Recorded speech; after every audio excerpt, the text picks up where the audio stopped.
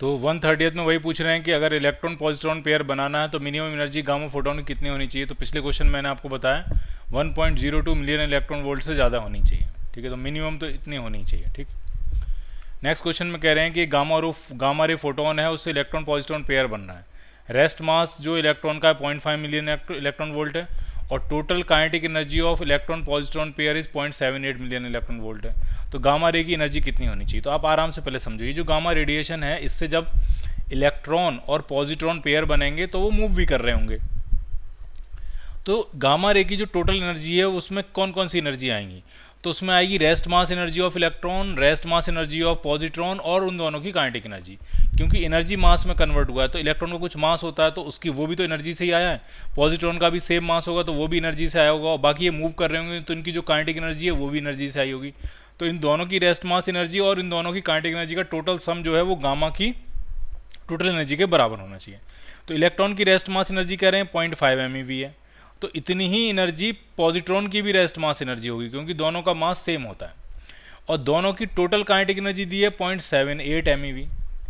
तो फोटोन की जो एनर्जी होनी चाहिए वो 1.78 MeV के बराबर होनी चाहिए, तब ये प्रोसेस पूरी अकम्प्लिश हो पाएगी।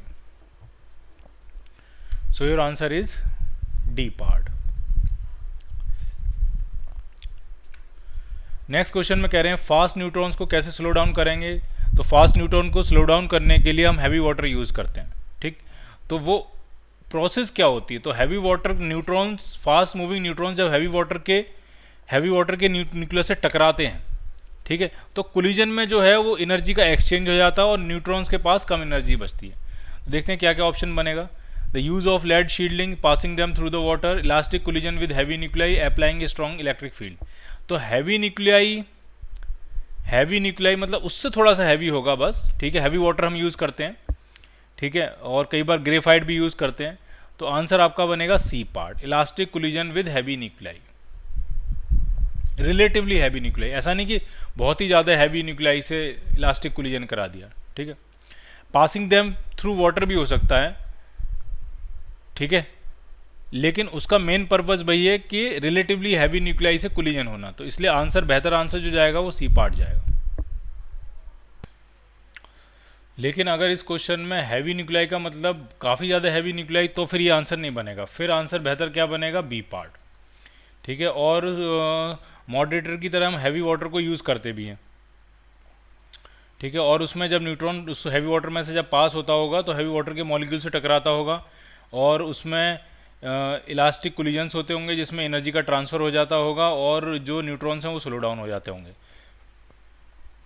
तो बी और सी बहुत क्लोज हैं, लेकिन अगर हैवी का मतलब रिलेटिवली हैवी है तो सी सही है, अदरवाइज सी गलत हो जाएगा। तो आप बी पार्ट के साथ चले जाइए, क्योंकि हैवी वाटर को हम मॉडरेटर की तरह यूज़ भी करते हैं। Which of the following statement is correct? The rest mass of the stable nucleus is less than the sum of the masses of its separated nucleons. तो स्टेबल न्यूक्लियाई के लिए जो न्यूक्लियस का मास होगा, रेस्ट मास, वो उसके constituent nucleons के total mass से हमेशा कम होता है, और इसी को मास डिफेक्ट कहते हैं। और मास डिफेक्ट से बाइंडिंग एनर्जी बनती है, और बाइंडिंग एनर्जी उसको स्टेबलाइज करती है। ठीक, तो आंसर क्या बनेगा, A part. In nuclear fusion energy release by fusing the nuclei of medium mass, ना मीडियम मास नहीं, लाइट मास। लाइट मास के जो न्यूक्लियाई होते हैं उनको फ्यूज करके जो है वो हम न्यूक्लियर फ्यूजन रिएक्शन करते हैं। और फिशन में भी मीडियम मास नहीं यूज़ करते हैं। फिशन में जो हैवी वाले होते हैं उनको तोड़ के हम फिशन करते हैं, और फ्यूज़न में लाइट मास। ठीक है, तो अप्रॉक्सीमेट 100 MeV गलत है। ठीक है, in nuclear fission energy release by fragmentation of medium mass नहीं, हैवी मास न्यूक्लियस। ठीक है, तो बेस्ट आंसर इसका क्या बनेगा, ए पार्ट।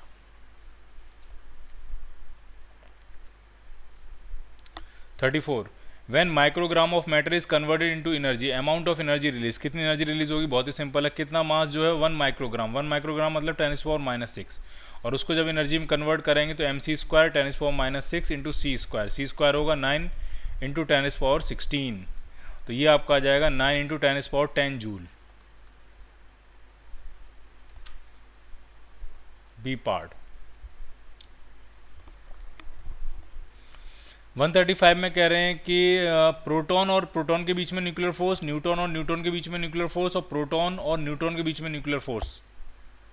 ठीक है, और इसमें कंपेयर हमसे करवाया है। ठीक है, कि क्या ऑर्डर होगा, किसका बराबर होगा, किसका बराबर नहीं होगा। ठीक है, तो अब बस अभी ये याद रखने वाली बात है। और याद रखने वाली बात यह है कि न्यूक्लियर फोर्स चार्ज इंडिपेंडेंट होता है, यानी प्रोटॉन प्रोटॉन के बीच में, प्रोटॉन न्यूट्रॉन के बीच में और न्यूट्रॉन न्यूट्रॉन के बीच में लगने वाला न्यूक्लियर फोर्स बराबर ही होगा। न्यूक्लियर फोर्स स्पिन डिपेंडेंट होता है बट चार्ज इंडिपेंडेंट होता है। ठीक है, या चार्ज ब्लाइंड होता है, आप ऐसा कह सकते हो। ठीक है, तो आपका आंसर क्या बनेगा इसका? ए पार्ट। सिर्फ याद रखने वाली बात है ये। The half life of a radioactive substance is 3 years if the number of atoms in this substance present initially is 8 × 10⁴ और अनडिकेड एटम जो है 1 × 10⁴ कितने टाइम के बाद बचेंगे? तो 8 से अगर 1 हुआ है तो 3 हाफ लाइफ निकली होंगी, और एक हाफ लाइफ अगर 3 साल की है तो 3 हाफ लाइफ 9 साल की हो जाएंगी। ऐसा क्वेश्चन, ये क्वेश्चन हमने पहले भी किया हुआ है। न्यूट्रॉन किसने डिस्कवर किया था? चैडविक ने, जेम्स चैडविक। कंट्रोल रॉड का काम क्या होता है? कंट्रोल रॉड जो होती हैं यूरेनियम से निकलने वाले न्यूट्रॉन्स को एब्जॉर्ब करने काम आती हैं। और किसकी बनी होती हैं? तो बोरॉन की बनी होती हैं, कैडमियम की बनी होती हैं। तो आंसर क्या बनेगा? B part. ठीक है, डिके कांस्टेंट लैम्डा दिया, रेडियोएक्टिव मटेरियल का प्रोबेबिलिटी पूछ रहे हैं of decay of atom in unit time. ठीक है, तो lambda decreases as the age of the atom increases. नहीं, एक minute, the decay constant of lambda of a radioactive material is the probability of decay of an atom in unit time. फिर उसके बाद क्या कह रहे हैं? Lambda decreases as the age of the atom increases, lambda increases as the age of the atom increases, lambda is independent of the age of the atom, behaviour of lambda with time depends on the material. तो lambda जो है वो तो decay constant है, उसको कोई लेना देना नहीं है कि रेडियोएक्टिव मटेरियल की कितनी एज है और क्या एज नहीं है। ठीक है, वो तो उसका नाम ही है डिके कांस्टेंट। तो lambda is independent of the age of the atom. So answer बनेगा आपका सी पार्ट।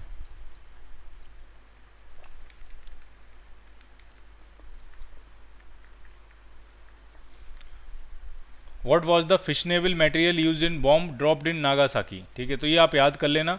2 बॉम्ब वहाँ गिराए गए थे, एक का नाम था लिटिल बॉय और एक का नाम था फैट मैन। ठीक है, तो दोनों में कितने उनकी कैपेसिटी थी और क्या क्या उसमें मटेरियल यूज़ किया गया था, तो एक बार चेक कर लेना। मेरे हिसाब से उसमें जो मटेरियल यूज़ किया गया था शायद प्लूटोनियम था। एक बार आप उसको जीके का पार्ट है उसको चेक कर लेना। ठीक है, और नागासाकी पे, हिरोशिमा पे कौन सा गिराया गया था, नागासाकी पे कौन सा गिराया गया था, वो थोड़ा सा एक बार देख लेना उसको। ठीक है,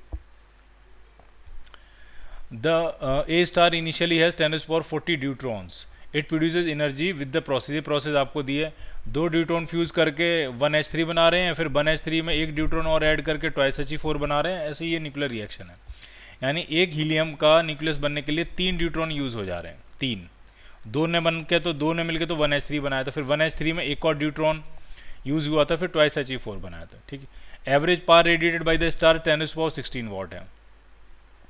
तो पूछ रहे हैं कितने टाइम में ड्यूट्रॉन सप्लाई जो है वो एग्जॉस्ट हो जाएगी, और सबके मास आपको दिए हुए हैं। तो सबसे पहले क्या करना है, इन दोनों रिएक्शंस को ऐड करके नेट रिएक्शन बनानी है।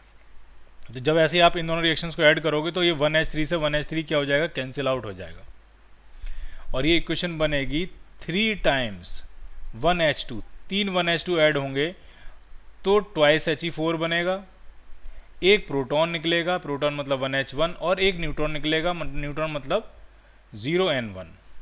ठीक, ये आपकी न्यूक्लियर रिएक्शन है। एक बार चेक भी कर लेते हैं, ऊपर पूरा 3 2 6 होना चाहिए, ऊपर पूरा 6 है, नीचे 3 1 3 होना चाहिए, नीचे पूरा 3 है। ये नेट न्यूक्लियर रिएक्शन हुई। अब जरा इसमें देखते हैं कि इसमें कितनी एनर्जी जो है वो क्रिएट होगी इस न्यूक्लियर रिएक्शन से। तो सबसे पहले निकालेंगे हम मास डिफेक्ट। मास डिफेक्ट कितना होगा? तो 1H2 का मास है, 1H2 का मास है 2.014, तो ये हो जाएगा 3 × 2.014। ये हो गया mass of reactants minus mass of product. तो हीलियम का मास दिया है 4.001, ठीक, और प्रोटॉन का मास दिया है 1.007, और न्यूट्रॉन का मास दिया 1.008। ठीक, तो इसको कर ही लेते हैं। 3 × 2.014 जो आएगा आपका, वो आपका 6.42 आ जाएगा, 6.042 आ जाएगा, 6.042। माइनस, जरा इधर देखते हैं इधर कितना हो जाएगा। जरा भी अप्रोक्सीमेशन मत लेना, क्योंकि जो ये पॉइंट्स का खेल है इन्हीं से मास डिफेक्ट आएगा और इन्हीं से एनर्जी लिबरेट होगी। अगर आपने अप्रोक्सीमेशन लेके 2 कर दिया, 4 कर दिया, 1 कर दिया तो तुरंत जीरो हो जाएगा सब, ठीक है। तो 4.001 प्लस 1.007 प्लस 1.008, 6.016 आ रहा है, 6.016। तो ये आपका मास डिफेक्ट आ रहा है 0.026। तो 3 अगर ड्यूट्रॉन फ्यूज हुए तो इतना मास डिफेक्ट आ रहा है। तो अगर एक ड्यूट्रॉन फ्यूज होगा, एक ड्यूट्रॉन के बारे में सोच रहे हैं, एक ड्यूट्रॉन पर ड्यूट्रॉन कितना मास डिफेक्ट आएगा पर ड्यूट्रॉन, तो हो जाएगा 0.026/3।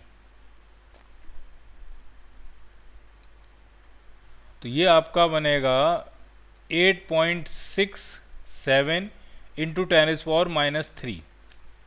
इतना मास डिफेक्ट आएगा एटॉमिक मास यूनिट, ठीक है। तो टोटल ड्यूट्रॉन है कितने हमारे पास, 10⁻40 हैं। तो टोटल सारे ड्यूट्रॉन अगर फ्यूज हो जाएं तो टोटल मास डिफेक्ट कितना आएगा, तो ये आ जाएगा इंटू 10⁻40 कर देंगे। तो 10⁻40 करेंगे तो ये आ जाएगा 8.67 इंटू 10⁻37 एटॉमिक मास यूनिट। इतना मास डिफेक्ट आएगा। तो एनर्जी कितनी लिबरेट होगी, तो इंटू टोटल एनर्जी कितनी लिबरेट होगी, 931.5। तो ये आपका बनने वाला है, देखते हैं कितना आएगा, 8.67 इंटू 931.5। तो ये आपका आया 8076 into 10⁻37,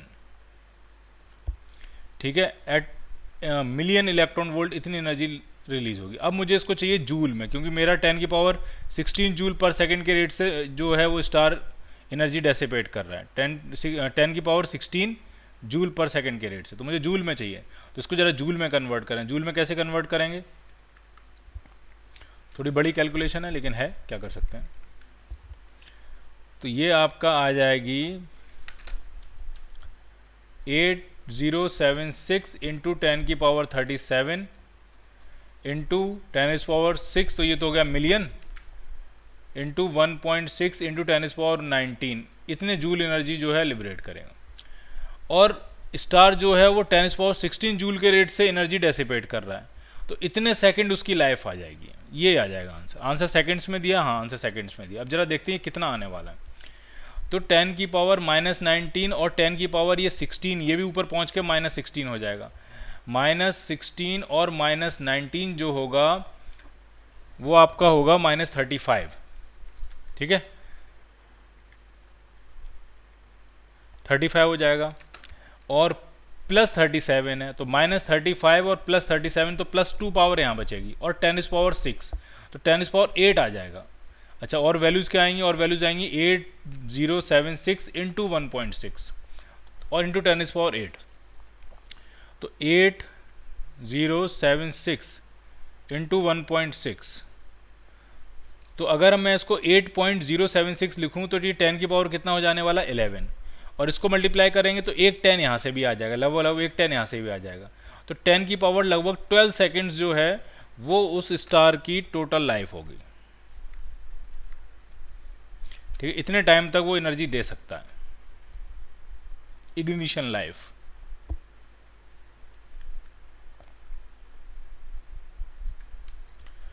the ratio of the radii of, radii का रेशियो पूछ रहे हैं तो बहुत ही आसान है। रेडियस का जो रेशियो होता है R1/R2 वो आपका हो जाएगा A1/A2 की पावर 1/3। तो A1/A2 की वैल्यू डालो, पावर 1/3 लिखो और रेडियस का रेशियो आपको मिल जाएगा, तो कोई मुश्किल नहीं है। Most penetrating radiation out of the following is, सबसे ज़्यादा तो अल्फा रेज तो ज़्यादा पेनिट्रेटिंग नहीं होते हैं, सबसे कम होते हैं। बाकी रेडिएशन है ये जो अल्फा बीटा, ये जो बीटा रेज भी उतना पेनिट्रेटिंग नहीं होती हैं, ठीक है। गामा रेज और एक्स रेज काफ़ी पेनिट्रेटिंग होंगे। एक्स रेज को यूज़ ही किया जाता है पेनिट्रेट करने के लिए, ठीक है। एक्सरे हम यूज़ करते हैं, सॉफ्ट एक्स रेज को एक्सरे निकालते हैं, हड्डी टूटी है नहीं टूटी है।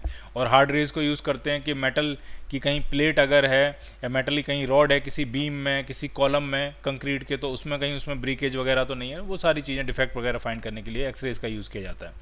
लेकिन गामा रेज तो और भी ज़्यादा एनर्जेटिक हैं, तो गामा रेज की पेनिट्रेटिंग पावर तो सबसे ज़्यादा होगी।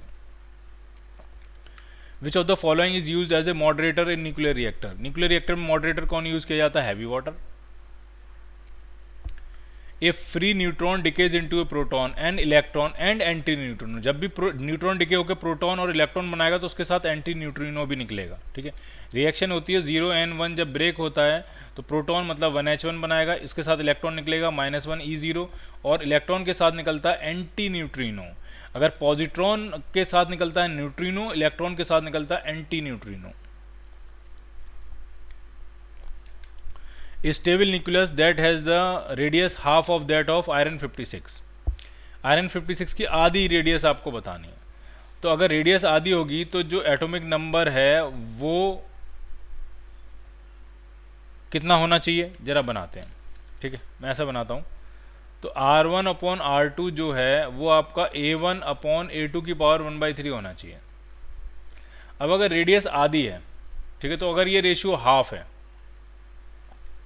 ठीक है, ये रेशियो क्या है, हाफ है, तो A1 हमें निकालना है, नहीं इसको ऐसे समझो आप, मैं वैल्यू डाल देता हूँ। पहला वाला जो है 1 जो है वो अननोन है, और 2 जो है वो नोन है, और 1 की रेडियस 2 की आधी है। तो 1 की रेडियस अगर r होगी तो 2 की रेडियस कितनी होगी, 2r होगी। तो 1 का एटॉमिक नंबर निकालना है, और 2 का आपको दिया है 56, उसकी पावर 1/3। अब कैसे करेंगे, तो इसको कैंसिल आउट करेंगे, 1/3 हटाएंगे तो ये 1/8 हो जाएगा। 1/8 अपॉन A1/56, तो A1 जो आ जाएगा 56/8 आ जाएगा, 7 पाएगा, 7 आ जाएगा, ठीक है। तो 7 कौन हुआ, 7 एटॉमिक मास नंबर लिथियम हो गया। तो आंसर क्या बनेगा इसका, D part. Half life of a radioactive substance is 2.3 days, then its decay constant. Half life दिया, डिके कांस्टेंट निकालना, सीधे फॉर्मूला लगाओ, आंसर मिल जाएगा। A nucleus at rest ruptures into 2 fragments which have velocity ratio equal to 2:1। तो अगर velocity का ratio 2:1 है, टूट गया ये, तो अगर इसकी वेलोसिटी 2v है और इसकी वेलोसिटी v है, तो मास का रेशियो 1:2 हो जाएगा। तो इसका मास अगर m आएगा तो इसका मास 2m आ जाएगा, ठीक है। और मास का अगर रेशियो है तो वही वॉल्यूम का रेशियो होगा, इसका वॉल्यूम अगर v होगा तो इसका वॉल्यूम 2v हो जाएगा। और वॉल्यूम का रेशियो ये है तो रेडियस का रेशियो क्या होगा, ठीक है, रेडियस का रेशियो क्या होगा, इसको मैंने 1 माना है, इसको मैंने 2 माना है, ठीक है। तो वॉल्यूम का रेशियो जो है वो 1:2 है, तो रेडियस का रेशियो हो जाएगा 1/2 की पावर 1/3 क्यूब रूट के बराबर। बी पार्ट आंसर बन जाएगा आपका। Binding energy per nucleon for most of the atomic nuclei. Binding energy जो लगभग है वो ज़्यादातर के लिए पूछ रहे हैं, तो लगभग 8 के आसपास होती है, 7 और 8 के आसपास होती है। A radioactive material has a half life of 100 seconds. If the initial amount of material is 400 milligram, then the amount, तो 400 मिलीग्राम जो था वो इनिशियल अमाउंट था, और हाफ लाइफ 100 सेकेंड थी। तो 300 सेकेंड में पूछ रहे हैं क्या होगा, तो 300 सेकेंड में 400 का 1/8 रह जाएगा। 300 सेकेंड का मतलब 3 हाफ लाइफ हो गई, और 400 का 1/8 का मतलब 50 मिलीग्राम जो है वो सब्सटेंस रह जाएगा undecayed. D part. Consider the nuclear reaction, A1 + A2 मिलके A3 और A4 बना रहे हैं, और B1 B2 B3 B4 ये सब है बाइंडिंग एनर्जीज हैं। तो रिएक्शन एक्सोथर्मिक कब होगी, रिएक्शन तब एक्सोथर्मिक होगी जब प्रोडक्ट्स ज़्यादा स्टेबल होंगे, प्रोडक्ट्स की टोटल बाइंडिंग एनर्जी ज़्यादा होगी। तो प्रोडक्ट की बाइंडिंग एनर्जी हो जाएगी B3 और V4, उनका सम अगर V1 और B2 से ज़्यादा है तो वो एक्सोथर्मिक होगी। तो आपका आंसर बनेगा A part, B3 + V4 must be greater than V1 + B2।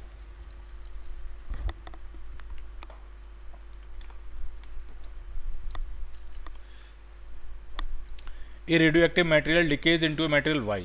The variation of rate of decay with time.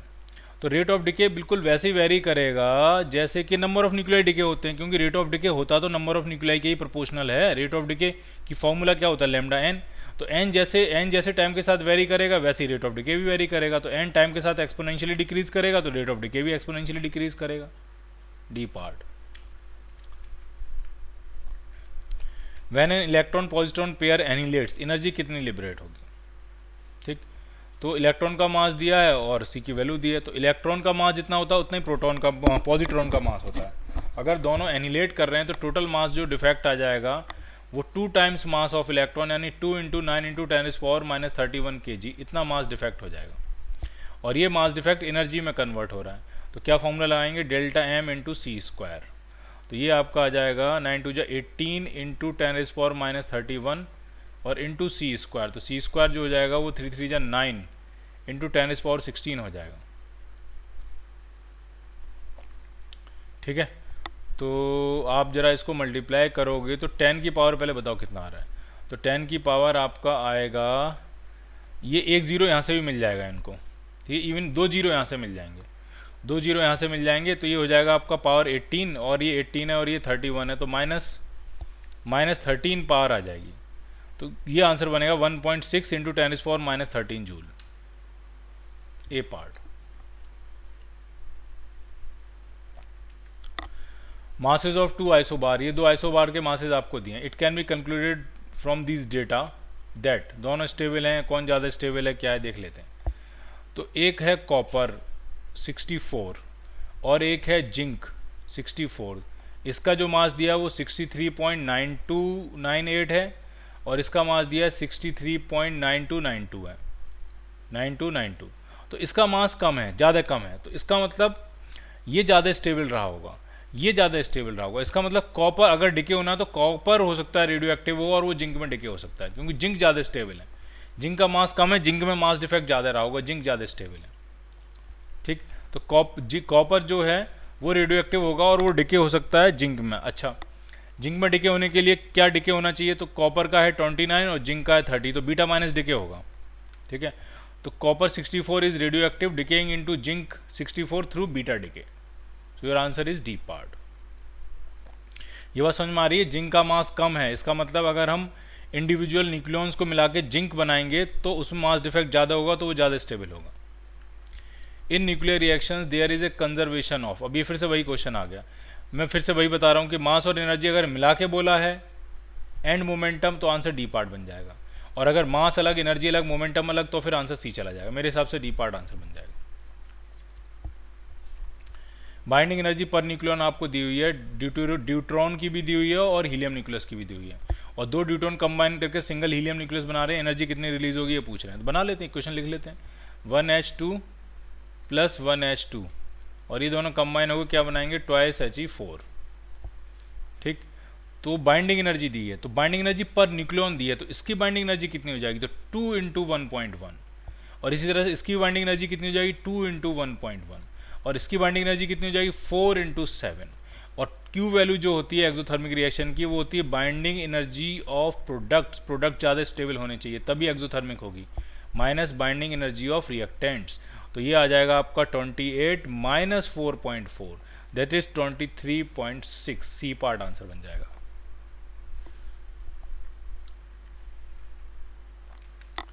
Half life 2 substance की दी हुई है, ए और बी की, एक की 20 मिनट है, एक की 40 मिनट है। ठीक है, एक ए है एक बी है, एक की है 20 मिनट हाफ लाइफ और एक की है 40 मिनट। ठीक है, शुरुआत में दोनों के नंबर ऑफ न्यूक्लियाई सेम होते हैं, N0 और इसके भी कितने हैं, N0। अब पूछ क्या रहे हैं, आफ्टर क्या पूछ रहे हैं देखते हैं जरा। 80 मिनट के बाद पूछ रहे हैं कि दोनों का रेशियो क्या होगा। तो अब मैंने वहीं लिखा है क्वेश्चन, तो वहीं चलते हैं इसको करने के लिए। 80 मिनट में तो इसकी 2 हाफ लाइफ निकल जाएंगी, तो इसका बचेगा N0/4, और 80 मिनट में इसकी 4 हाफ लाइफ निकल जाएंगी, तो इसका बचेगा N0/16। बस रेशियो निकाल लो, आपको रेशियो मिल जाएगा। ठीक, आगे बढ़ते हैं।